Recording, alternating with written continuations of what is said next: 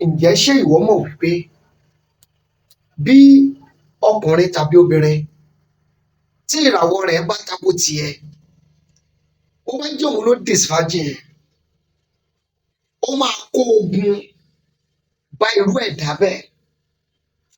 Ṣé rí mẹ́sẹ̀gì tí mò ń pass across yìí, ó wà fún gbogbo àwọn tí wọn ti Disvirgin.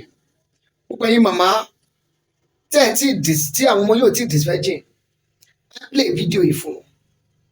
Mo bẹ̀ ẹ́ lórúkọ Olúwa, ó mà ní ṣàṣedànù, ó mà ní nànà dànù. Gbogbo ẹ̀yin tí ẹ sì ti Disvirgin, mẹ́sẹ̀gì yìí náà dáa fún yín, mo máa sọ solution ẹ̀ fún yín.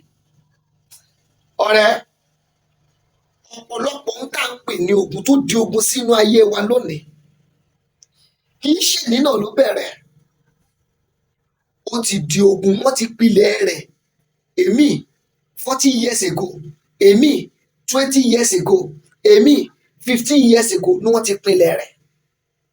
Ọ̀rẹ́, ẹni bá máa Disvirgin ẹ̀, ó gbọ́dọ̀ jẹ́ ẹni tí ìràwọ̀ rẹ̀ tó lọ papọ̀ pẹ̀lú titi ẹ̀.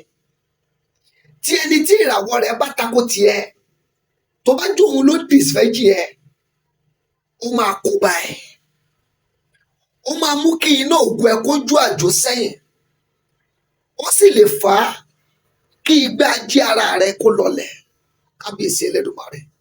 That is, wàá máa rí wípé ó yẹ kí àwọn nǹkan kan kó máa wá sí ìmúṣẹ, wàá rí pé kò wá sí ìmúṣẹ.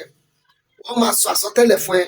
Ó yẹ kó ti kọ́lé, mọ́tò ẹ̀dá, ó yẹ kó ti rìn lóyìnbó, ó yẹ kó ti gbàwé gbèlú, ó yẹ kó ti ṣe different kind of things. Listen, challenges ò dédé wá.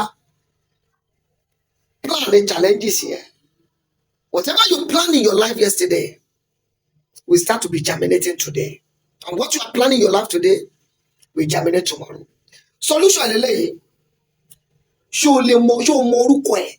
Ìyẹn èyí tó jẹ́ pé bóyá ti lọ Disvirgin, tó jẹ́ pé tó bẹ̀rẹ̀ àwọ̀ ẹ̀ tako tí. Ṣé o mọ orúkọ ẹ̀? Tó o bá ti mọ orúkọ ẹ̀, o tó kéré nìyẹn. Ìwọ bá wa sọ̀rọ̀, á sọ ohun tó máa ṣe fún ẹ. Nọ́mbà mi kò yípo padà 08054 353629.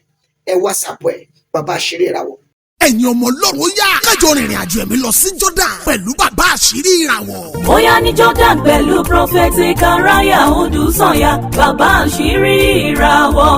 Ìrìnàjò ẹ̀mí tó kún fún ìyanu. Special pilgrimage trip to the Holy Land of Jordan 2023 with Professor Karaya Odùsànyà. Gbogbo ọmọ Ọlọ́run pátápátá ló yẹ kó fojú kan. Ohun gbogbo tá a ti kà nínú Bíbélì ló fi yẹ ká pẹ̀lú ọkọ rẹ̀. Professor Karaya Odùsànyà, bàbá àṣírí ìràwọ̀. Nínú ìrìnàjò ẹ̀mí eléyìí, ọ̀pọ̀ àwọn ibi tá a ti kà nínú Bíbélì la máa dé. A máa dé River Jordan tí gbogbo arìnrìnàjò máa ṣe ìbọnmi ń bẹ̀. A máa dé Dead Sea, Lot Cave, Madaba àti bẹ́ẹ̀ bẹ́ẹ̀ lọ. Ìtọ́jú tó péye, special treatment ló wà ńlẹ̀ fún gbogbo arìnrìn-àjò. Ọ̀pọ̀ wòlíì májẹ̀mú àtàwọn olórin ẹ̀mí ló tún máa pẹ̀lú wa láti pẹ̀lú bàbá àṣírí ìràwọ̀ Professor Karaya Odùsànyà lọ sí Jordan tá a máa gbéra lọ́jọ́ 4 padà sí Nàìjíríà lọ́jọ́ 11 oṣù kẹsàn-án. Ẹ máa bọ̀ wá sọ́fíìsì You Fit Fly tó wà ní Success House 7 of bus stop Olúyọ̀lé Estate Ìbàdàn, tàbí kẹ́ ẹ máa bọ̀ nínú ìjọ Jáèlò Buraya Spiritual Church Okùn Ọwá Ìjẹ̀bú, tàbí kẹ́ ẹ pè 08054353629.